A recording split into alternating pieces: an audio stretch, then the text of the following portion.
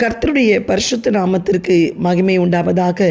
இந்த காலை வேளையிலே மார்ச் மாதம் 1ஆம் தேதி தேவன் இந்த மாதத்திற்கு கொடுக்கிற ஒரு விசேஷித்த வாக்குத்தத்தம் யோவேல் தீர்க்கதரிசன புத்தகம் 2ஆம் அதிகாரம் 26, 27. நீங்கள் சம்பூர்ணமாக சாப்பிட்டு திருப்தி அடைந்து உங்களை அதிசயமாய் நடத்தி வந்த உங்கள் தேவனாகிய கர்த்தருடைய நாமத்தை துதிப்பீர்கள். என் ஜனங்கள் ஒருபோதும் வெட்கப்பட்டு போவதில்லை. நான் இஸ்ரவேலின் நடுவில் இருக்கிறவர் என்றும் நானே உங்கள் தேவனாகிய கர்த்தர், வேறு ஒருவரும் இல்லை என்று அறிந்து கொள்வீர்கள். என் ஜனங்கள் ஒருபோதும் வெட்கப்பட்டு போவதில்லை. இந்த காலைவெளியிலே இந்த மாதம் தேவன் ஒரே ஒரு வார்த்தையை உனக்கு சொல்கிறார்.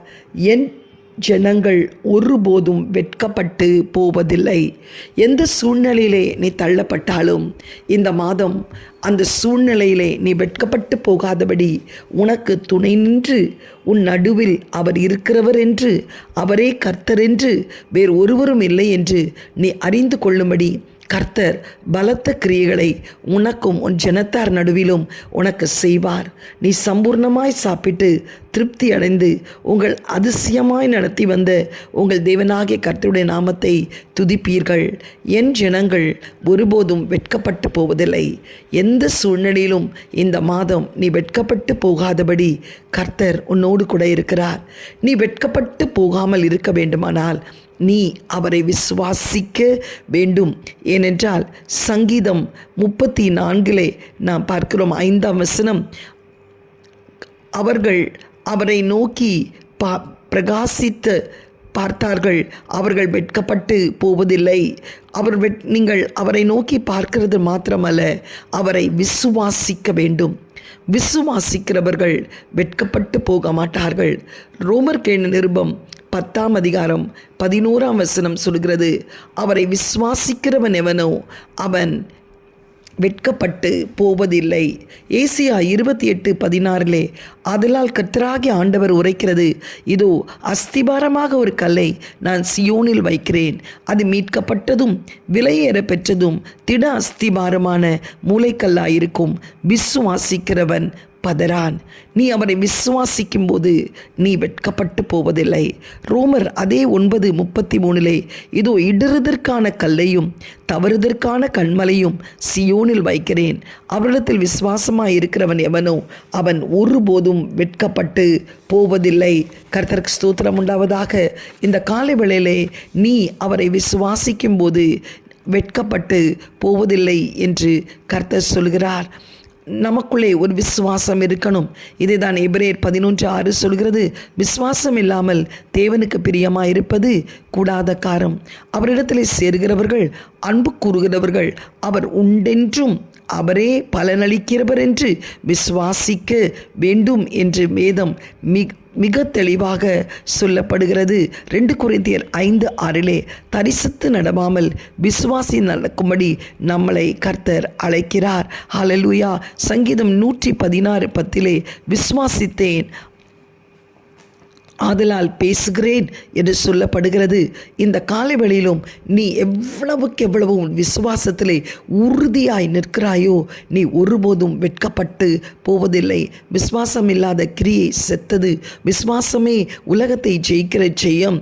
மேகம் போன்ற திரளான சாட்சிகள் உன்னை சூழ்ந்திருக்க பாரமான யாவற்றையும் நெருங்கி நிற்கிற பாவங்களையும் உதறி தள்ளிவிட்டு விசுவாசத்தை துவக்கிற ஒரு முடிக்கிறோமாகிய இயேசு கிறிஸ்து உனக்கு நியமித்திருக்கிற ஓட்டத்திலே நீ பொறுமையோடு ஓடும்போது நீ வெட்கப்பட்டு போவதில்லை. கண்டு விசுவாசிப்பவனை காட்டிலும் காணாமல் விசுவாசிக்கிறவனே விசேஷித்த பாக்கியவான். இந்த காலைவெளியிலே கூட யூதா நிருபத்திலிருந்து ஒரே ஒரு பொதுவான ஒரு நிருபம், கர்த்தருக்கு ஸ்தோத்திரம், 25 வசனங்கள் உடைய ஒரு நிருபம். யூதா யாக்கோப்புடைய சகோதரன். அவர் எழுதிய ஒரு விசேஷித்த நிருபம். ஆதியாமத்திலிருந்து வெளிப்படுத்தின விசேஷம் வரைக்கும் சொல்லப்பட்ட எல்லா காரியங்களும் இந்த 25 வசனங்களுக்குள்ளே அடங்கி இருக்கிறதை நாம் பார்க்கலாம்.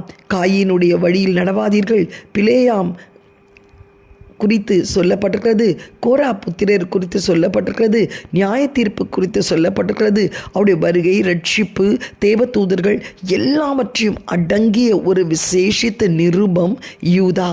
இந்த யூதா நிருபத்திலே ஆண்டவர் இந்த விசுவாசத்தை குறித்து 3 விதமான விசுவாசத்தை எழுதி வைத்திருக்கிறார். இந்த 3 விதமான விசுவாசம் நமக்குள்ளே காணப்படும் போது கர்த்தருக்கு ஸ்தோத்திரம், நாம் வெட்கப்பட்டு போவதில்லை. யூதா 2ஆம் வசனத்தை 2:3 வாசிக்கும் போது, உங்களுக்கு இரக்கமும் சமாதானமும் அன்பும் பெருக கடவது. பிரியமானவர்களே, பொதுவான ரட்சிப்பை குறித்து உங்களுக்கு எழுதும்படி நான் மிகவும் கருத்துள்ளவனாய் இருக்கையில், பரிசுத்தவான்களுக்கு ஒரு விசை ஒப்புவிக்கப்பட்ட விசுவாசத்திற்காக நீங்கள் தைரியமாய் போராட வேண்டும் என்று உங்களுக்கு எழுதி உணர்த்துவது எனக்கு அவசியமாய் கண்டது. யூதா எழுதுகிறார், பொதுவான ரட்சிப்பை குறித்து சொல்ல வேண்டும், பேச வேண்டும், தியானிக்க வேண்டும் என்று எனக்கு விருப்பம் இருந்தாலும் கர்த்தருக்கு ஸ்தோத்திரம், ஆனால் ஆண்டவர் எனக்கு சொல்கிற ஒரு காரியம், பரிசுத்தவான்களுக்கு ஒரு விசை ஒப்புவிக்கப்பட்ட விசுவாசத்திற்காக, பரிசுத்தவான்களுக்கு ஒரு விசை ஒப்புவிக்கப்பட்ட விசுவாசத்திற்காக நீங்கள் தைரியமாய் போராட வேண்டும் என்று உணர்த்துவது எனக்கு அவசியமாய் கண்டது. அது என்ன? பரிசுத்தவான்களுக்கு ஒரு விசை ஒப்புவிக்கப்பட்ட விசுவாசம். அந்த விசுவாசத்திற்காக நாம் தைரியமாய் போராடும்போது கர்த்தருக்கு ஸ்தோத்திரம், நாம் வெட்கப்பட்டு போவதில்லை. எபிரேயர் 11ஆம் அதிகாரம் விசுவாசத்தின் பட்டியலாக காணப்படுகிறது. தொடக்கத்திலிருந்தே கண்டு விசுவாசிப்பவனை காட்டிலும் காணாமல் விசுவாசிப்பவன் என்று சொல்லி ஆபிரகாம், ஈசாக்கு, யாக்கோப்பு, ராகாபு, யோசேப்பு, மோசே என்று சொல்லி ஒரு பெரிய விசுவாச பட்டியலின் நோவா எல்லாம் எழுதப்பட்டிருந்தாலும் கடைசியிலே அந்த பரிசுத்தவான்களுக்கு ஒரு விசை ஒப்புவிக்கப்பட்ட விசுவாசம் என்று சொல்லி ஒரு பெரிய அவர்களுடைய சவாலை குறித்து எழுதப்பட்டிருக்கிறது. பார்க்கும்போது விசுவாசத்தினாலே எபிரேயர் 11:33 வாசிக்கும் போது, விசுவாசத்தினாலே அவர் ராஜ்யங்களை ஜெயித்தார்கள், நீதியை நடப்பித்தார்கள், வாக்குத்தத்தங்களை பெற்றார்கள், சிங்கங்களின் வாய்களை அடைத்தார்கள், அக்கினியின் உக்கிரத்தை அவித்தார்கள், பட்டய கருக்குக்கு தப்பினார்கள், பலவீனத்தில் பலன் கொண்டார்கள், யுத்தத்தில் வல்லவர்களானார்கள், அந்நியருடைய சேனைகளை முறியடித்தார்கள், ஸ்திரீகள் சாக கொடுத்த தங்களுடையவர்களை உயிரோடு எழுந்திருக்க பெற்றார்கள், வேறு சிலர் மேன்மையான உயிர்த்தெழுதலை அடையும்படி விடுதலை பெற சம்மதியாமல் வாதிக்கப்பட்டார்கள், வேறு சிலர் நிந்தைகளையும் அடிகளையும் கட்டுகளையும் காவல்களையும் அனுபவித்தார்கள், கல்லெறியுண்டார்கள், வாளால் அறுப்புண்டார்கள், பரீட்சை பார்க்கப்பட்டார்கள், பட்டயத்தினால் வெட்டப்பட்டு மரித்தார்கள், செம்மறியாட்டு தோள்களையும் வெள்ளாட்டு தோள்களையும் போர்த்து கண்டு திரிந்து குறைவையும் உபத்திரவத்தையும் துன்பத்தையும் அனுபவித்தார்கள். உலகம் அவர்களுக்கு பாத்திரமாய் இருக்கவில்லை. அவர்கள் வனாந்திரத்திலேயும் மலைகளிலும் குகைகளிலும் பூமியின் வெடிப்புகளிலும் சிதறுண்டு அலைந்தார்கள். இவர்கள் எல்லோரும் விசுவாசத்தினாலே நற்சாட்சி பெற்றிருந்தார்கள். ஆம், எனக்கு பிரியமானவர்களே, பரிசுத்தவான்களுக்கு ஒரு விசை ஒப்புவிக்கப்பட்ட விசுவாசம் என்றால் இப்படிப்பட்ட விசேஷித்த சவால்களை அவர்கள் சந்தித்தார்கள்.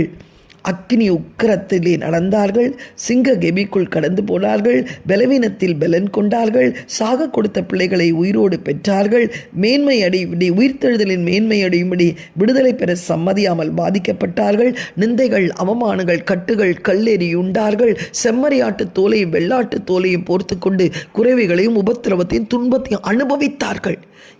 இத்தனை போராட்டங்களிலும் நிந்தைகளிலும் கஷ்டங்களிலும் அவமானங்களிலும் விசுவாசத்தில் நின்றார்கள். தானியேல், சாத்ராக், மேஷாக், அபேத்நேகு, கிதியோன், தாவீது, சாமுவேல், தீர்க்கதரிசிகள், நோவா, ராகாப், சொல்லிக்கொண்டே போகலாம். இவர்களாம் பரிசுத்தவான்கள். விசேஷித்த தங்களுக்கு ஒப்புவிக்கப்பட்ட விசுவாசத்திலே தைரியமாய் நின்றார்கள். அவர்கள் வெட்கப்பட்டு போகவில்லை. இவர்கள் அனுபவித்த இந்த எல்லா காரியத்திலும் கர்த்தர் அவர்களுக்கு தோல்வியை கொடுக்கவில்லை, ஜெயத்தை தான் கொடுத்தார். ஆனால் இப்படிப்பட்ட ஒரு காரியத்திலே கூட நீ கடந்து போவதற்கு முன்பே நான் வெட்கப்பட்டு போனேன், நான் அவமானப்பட்டு போனேன், எனக்கு என்ன செய்தார் என்று சொல்லுகிறாயே, இந்த லிஸ்ட்டில் ஒன்றாவது நீங்கள் அனுபவிச்சிருக்கீங்களா? ஆனால் இன்னைக்கு கர்த்தர் உங்களை பார்த்து சொல்லுகிறார், இப்படிப்பட்ட சூழ்நிலையிலே அவர்களே வெட்கப்பட்டு போகாதபடிக்கு செய்த தேவன், அவர்கள் ஒவ்வொரு பாதையிலும் அவர்களுக்கு ஜெயத்தை தந்து, உயர்வை தந்து, அவர்களை மகிமைப்படுத்தி நற்சாட்சி பெறும்படி செய்த தேவன், இந்த காலவேளையிலே நீ எப்படிப்பட்ட சூழ்நிலையிலே கடந்து போனாலும், இதற்கு கீழான ஒரு சூழ்நிலையிலே தான் நீ கடந்து போவாய். கடந்து போனாலும் நீ வெட்கப்பட்டு போவதில்லை. நீ நற்சாட்சி பெறுவாய். அநேகர் உன் சாட்சியை கண்டு பிரமிப்பார்கள். நீ சாப்பிட்டு திருப்தி அடைவாய், சம்பூர்ணமாய் வாழ்வாய். நான் உன் நடுவில் இருக்கிறேன் என்று எல்லாரும் அறிந்து கொள்ளத்தக்கதாக உன் ஜனத்தார் மத்தியிலே நீ வெட்கப்பட்டு போவதில்லை. இப்படிப்பட்ட விசுவாசத்திலே நாம் நிலைத்திருக்க வேண்டும். சவாலாய் நிற்க வேண்டும். கர்த்தருக்கு ஸ்தோத்திரம். சூழ்நிலையிலே பார்க்கக்கூடாது. சூழ்நிலையிலும் நம்மளை நடத்துகிற தேவன் நம்மோடு கூட இருக்கிறார். அவர் விசுவாசத்தை துவக்குகிறவர், அவர் விசுவாசத்தை முடிக்கிறவர் என்று சொல்லி அந்த விசுவாசத்தில் உறுதியாய் நீ நிற்கும்போது தேவன் நீ வெட்கப்பட்டு போவதில்லை என்று ஆண்டவர் நம்மை பார்த்து சொல்கிறார். இரண்டாவது, இதே யூதாவிலே கர்த்தர் சொல்கிற ஒரு வார்த்தை, யூதா 5, நீங்கள் முன்னமே அறிந்திருந்தாலும் நான் உங்களுக்கு நினைப்பூட்டுகிற விரும்புகிறது என்னவெனில், கர்த்தர் தமது ஜனத்தை எகிப்து தேசத்திலிருந்து வரப்பண்ணி ரட்சித்து பின்பு விசுவாசியாதவர்களை அழித்தார். கர்த்தருக்கு ஸ்தோத்திரம். இரண்டாவது, ஆண்டவர் சொல்கிற ஒரு காரியம், நீ வெட்கப்பட்டு போகாதபடி காணப்பட வேண்டுமானால் ஆண்டவரை உறுதியாய் விசுவாசிக்க வேண்டும். நீ விசுவாசிக்காதவர்களை கர்த்தர் அழித்தார்.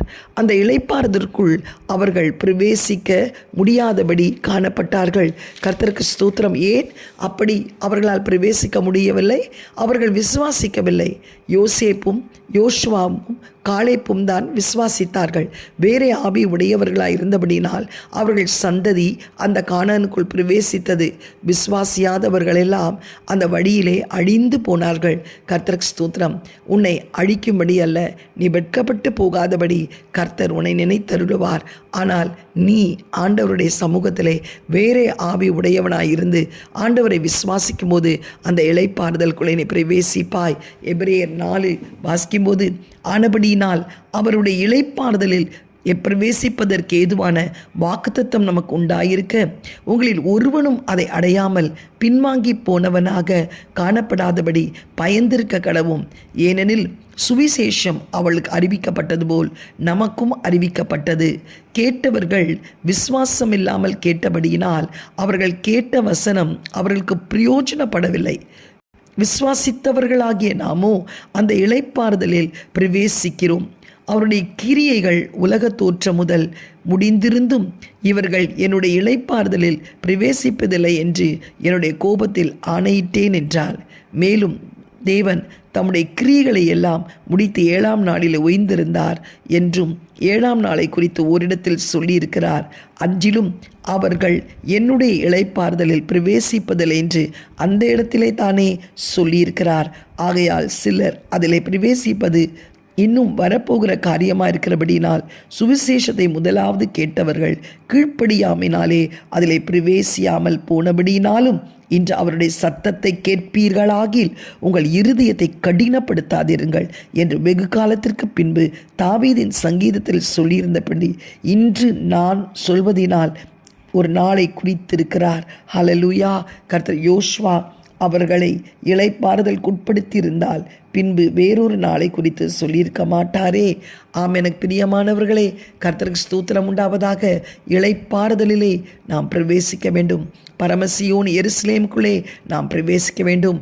நம்முடைய முற்பிதாக்கள் பரம கானானுக்குள் அவர்கள் அழைத்து செல்லப்படும்போது அவர்கள் விசுவாசியாதபடியினால் அநேக காரியங்களை குறித்து முறுமுறுத்து அவர்கள் ஆண்டவரை பரீட்சித்து பார்த்ததை நிமித்தம் அவர்கள் அந்த விசுவாசத்தில் நிலைத்திருக்காதபடி அழிந்தார்கள், செத்தார்கள். கர்த்தருக்கு ஸ்தோத்திரம். ஆனால் தேவன் இன்றைக்கு சொல்லுகிறார், நீ விசுவாசி, என் வார்த்தைகளுக்கு செவி கொடு, உன் இருதயத்தை கடினப்படுத்தாதே. மூன்றாவது தேவன் சொல்கிற ஒரு காரியம், யூதா 20ஆம் வசனம், நீங்களோ பிரியமானவர்களே உங்கள் பரிசுத்தமான விசுவாசத்தின் மேல் உங்களை உறுதிப்படுத்தி கொண்டு பரிசுத்த ஆவிக்குள் ஜெபம் பண்ணி தேவனுடைய அன்பிலே உங்களை காத்து கொண்டு நித்திய ஜீவனுக்கு ஏதுவானவாக நம்முடைய கர்த்தராகிய இயேசு கிறிஸ்துவின் இரக்கத்தை பெற காத்திருங்கள். மூன்றாவது, மகா பரிசுத்தமான விசுவாசம். அந்த மகா பரிசுத்தமான விசுவாசம் நமக்கு எப்படி கிடைக்கும் என்று சொல்லி பார்க்கும்போது, கர்த்தருக்கு ஸ்தோத்திரம், நாம் சோதனையை சகிக்க வேண்டும். சோதனையிலே நாம் ஜெயத்தை எடுக்கும்போது அந்த மகா பரிசுத்தமான விசுவாசம் நம்முடைய வாழ்க்கையிலே வெளிப்படுவதை நாம் பார்ப்போம். இதைதான் 1 பேதுரு 1 5, 6, 7 வாசிக்கும் போது, கடைசி காலத்திலே வெளிப்பட ஆயத்தப்பட்டிருக்கிற ரட்சிப்புக்கு ஏதுவாக விசுவாசத்தை கொண்டு தேவனுடைய பலத்தினால் காக்கப்பட்டுகிற உங்களுக்கு அந்த சுதந்திரம் பரலோகத்தில் வைக்கப்பட்டிருக்கிறது. இதிலே நீங்கள் மிகவும் சந்தோஷப்படுகிறீர்கள் என்றாலும் துன்பப்பட வேண்டியது அவசியமானதால் இப்பொழுது கொஞ்ச காலம் பலவிதமான சோதனைகளினால் துக்கப்படுகிறீர்கள். அடிந்து போகிற பொன் அக்கினியினாலே சோதிக்கப்படும். அதை பார்க்கிலும் அதிக விலையேற பெற்றதாயிருக்கிற உங்கள் விசுவாசம் சோதிக்கப்பட்டு இயேசு கிறிஸ்து வெளிப்படும் போது உங்களுக்கு புகழ்ச்சியும் கனமும் மகிமையும் உண்டாகும். ஹல்லேலூயா. நீங்கள் சோதிக்கப்படும் போது, அந்த பரீட்சையிலே உறுதியாய் நிற்கும்போது, கர்த்தருக்கு ஸ்தோத்திரம், அந்த மகா பரிசுத்தமான விசுவாசம் உங்களுக்குள்ளே பூரணப்படும் போது நீங்கள் வெட்கப்பட்டு போவதில்லை. யோபு 23 வாசிக்கும்போது யோபு சொல்லுகிறார், கர்த்தருக்கு ஸ்தோத்திரம், ஆண்டவர் என்னை சோதித்த பின்பு நான் சுத்த பொன்னாய் விளங்குவேன் என்று. அந்த சோதனையிலே அவர் உறுதியாக இருந்தது நிமித்தம்தான் யோபு விசுவாசத்தை கர்த்தர் கனம் பண்ணினார். அவன் முன்னிலைமை காட்டிலும் பின்னிலைமை ஆசீர்வதிக்கப்பட்டது. யோபு 42 இரட்டிப்பான நன்மையை கர்த்தர் தந்து, இழந்து போன எல்லாவற்றையும் 2 மடங்காக கர்த்தர் தந்து 3 பெண் பிள்ளைகள் கேருனு, எம்மிமா, கெத்சியாலை கொடுத்து, சகோதரர்களை கொடுத்து 140 வருஷம் ஜீவனோடு வாழும்படி செய்து 4 தலைமுறையை பார்க்கும்படி கர்த்தர் கிருபை பாராட்டினார். இந்த காலை வேளையிலே கூட கர்த்தருக்கு ஸ்தோத்திரம், நீங்கள் விசுவாசிக்கும் போது நீங்கள் ஒருபோதும் வெட்கப்பட்டு போவதில்லை. அந்த எப்படிப்பட்ட விசுவாசமாய் இருக்க வேண்டும்? பரிசுத்தவான்களுக்கு ஒப்புவிக்கப்பட்ட அந்த விசுவாசமாய் இருக்க வேண்டும். விசுவாசத்திலே நீங்கள் நிலைத்தால்தான் அந்த இளைப்பாறுதலுக்குள்ளே பிரவேசிக்க முடியும். நீங்கள் வெட்கப்பட்டு போக மாட்டீர்கள். மகா பரிசுத்தமான விசுவாசத்தில் நீங்கள் உறுதியாய் நிற்கும்போது எப்படிப்பட்ட சோதனைகள் வந்தாலும் அந்த சோதனையிலே ஜெயத்தை தருகிற தேவன் என்னோடு கூட இருக்கிறார் என்று சொல்லி நீங்கள் உறுதியான நம்பிக்கையோடு இருப்பீர்களானால் நீங்கள் வெட்கப்பட்டு போவதில்லை. இந்த காலை வேளையிலே கர்த்தர் சொல்லுகிற ஒரே ஒரு வார்த்தை, என் ஜனங்கள் ஒருபோதும் வெட்கப்பட்டு போவதில்லை. என்னை விசுவாசிக்கிற ஜனங்கள் வெட்கப்பட்டு போவதில்லை. இந்த காலைவேளையிலே நீ அவரை விசுவாசி, நீ வெட்கப்பட்டு போக மாட்டாய். சூழ்நிலையை பார்க்காதே. அந்த 3 விதமான விசுவாசம் உனக்குள்ளே அனல் கொண்டு எழும்ப வேண்டும். மகா பரிசுத்தவான்களுக்கு ஒப்புவிக்கப்பட்ட விசுவாசம், கர்த்தருக்கு ஸ்தோத்திரம். விசுவாசத்திலே அந்த இளைப்பாறுதலுக்குள் பிரவேசிக்க வேண்டும். விசுவாசம், கர்த்தருக்கு ஸ்தோத்திரம், அந்த உறுதியாய் பற்றி கொள்ள வேண்டும் என்று சொல்லி நீ நிலைத்திருக்கும் போது கர்த்தர் உன் வாழ்க்கையிலே பெரிய காரியங்களை செய்வார். கண்களை மூடி ஜெபிக்கலாமா? எங்களை அதிகமாக நேசிக்கிற நல்ல தகப்பனே, இந்த காலை வேளையில் அப்பா, சூழ்நிலைகள் எப்படி இருந்தாலும் நீர் எங்களுக்கு இன்றைக்கு இந்த முதல் மாதத்திலே சொல்லிவிட்டீரப்பா, நீங்கள் வெட்கப்பட்டு போவதில்லை என்று சொல்லி. ஆமாண்டவரே, எந்த சூழ்நிலையிலே நாங்கள் தள்ளப்பட்டாலும் நாங்கள் எங்கள் விசுவாசிக்கிறவர்கள் வெட்கப்பட்டு போவதில்லை. ஆண்டவரே, யூதா நிருபத்திலே சொல்லப்பட்டது போல் பரிசுத்தவான்களுக்கு ஒரு விசை ஒப்புவிக்கப்பட்ட விசுவாசத்திலே நாங்கள் தைரியமாய் போராட வேண்டும். ஆண்டவரே, விசுவாசத்திலே ஆண்டவரே நாங்கள் இளைப்பாறுதலுக்குள் பிரவேசிக்க வேண்டும். நாங்கள் அழிந்து போகக்கூடாதப்பா. மகா பரிசுத்தவான்களுக்கு ஒப்புவிக்கப்பட்ட அந்த விசுவாசத்திலே நாங்கள் உறுதியாய் நிற்கும்போது என் தேவன் எங்கள் வாழ்க்கையிலும் பலத்த கிரிகளை செய்வீராக. இந்த காலைவெளியிலே விசுவாசத்தின் வரத்தையும் கனியும் அனல் மூட்டி எழுப்புகிறேன் அப்பா. ஒவ்வொருவருக்குள்ளும் அந்த விசுவாசம் அனல் கொண்டு எழும்பட்டும் அப்பா. இருதயத்தை கடினப்படுத்தாதபடி கேட்கிற வார்த்தைகளுக்கு செவி கொடுத்து விசுவாசத்தில் உறுதியாய் நிற்க கர்த்தர் கிருபை செய்வீராக. எல்லா துதி கன மகிமை நீர் எடுத்துக்கொள்ளும் இயேசுவின் மூலம் நல்ல பிதாவே, ஆமேன். Have a blessed month. நீங்கள் ஒருபோதும் வெட்கப்பட்டு போவதில்லை. ஆமேன்.